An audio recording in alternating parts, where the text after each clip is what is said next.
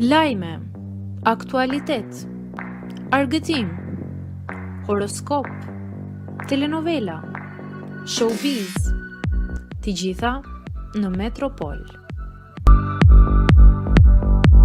Bëni subscribe në faqen Aktoria e njohur turke drejt vdekjes lë testamentin e saj.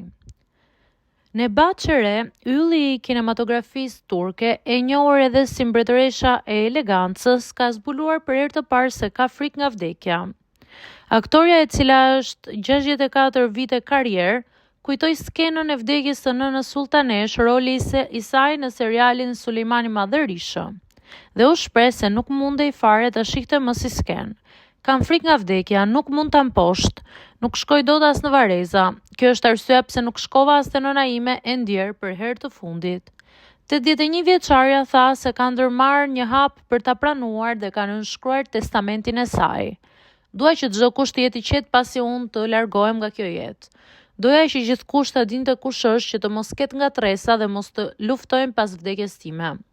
Ajo nuk dha asnjë detaj për përmbajtjen e tij, të cilin e ka shkruar që para 10 vitesh. Megjithatë, mendohet se pasuria e saj është ndarë në mënyrë të barabartë mes të afërmve dhe asistentëve që kanë qenë pranë saj prej vitesh.